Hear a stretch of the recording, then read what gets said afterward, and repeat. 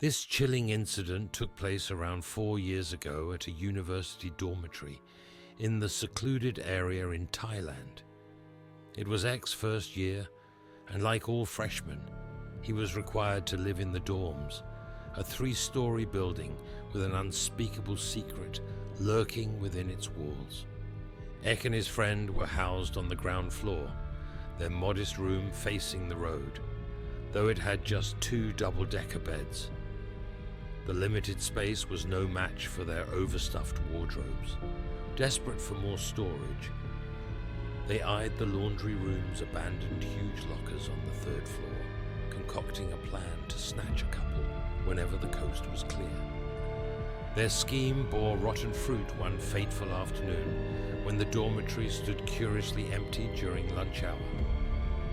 Ek and his friend slipped up to the 3rd floor and hastily hauled 2 lockers back to their room, foolishly unlocking a door that should have remained shut.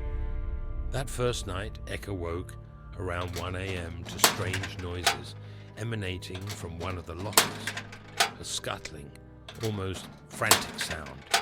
Assuming it was just rats, he simply locked the locker up tight, but the noises grew louder and more frequent come the next night, like something frantically clawing to escape its confined tomb. By the 3rd restless night, Ek resorted to leaving the locker door wide open.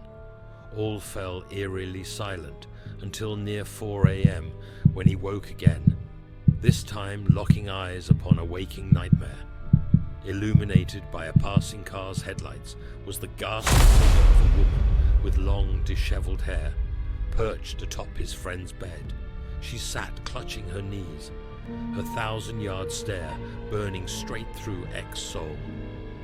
Paralyzed with primal terror, Ek could only hold his breath, pulling the covers over his head until morning.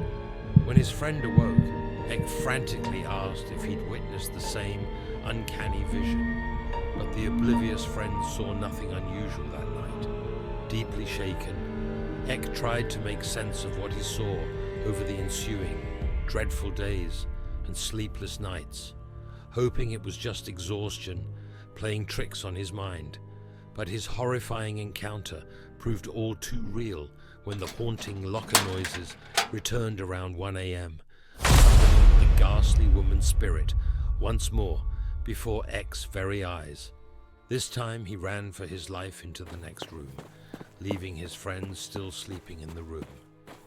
His panicked pleas for help alerted the dormitory maid, who instantly recognized the locker as the very one used to conceal a brutally murdered female student's body 2 decades prior. The poor girl had been raped and strangled by a male student before her decomposing corpse was discovered by chance. As the chilling full story dawned on Ek and his friend, they realized with sinking dread that the lockers must have been spiritually tainted during their time in unholy possession of the victim's body.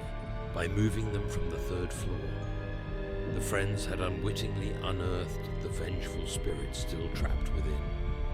The maid's confusion over where the locker originated only heightened the bone-chilling revelation that the friends may have crossed into dimensions of darkness never meant to be breached by the living, for where they had first sighted the lockers was now an empty space.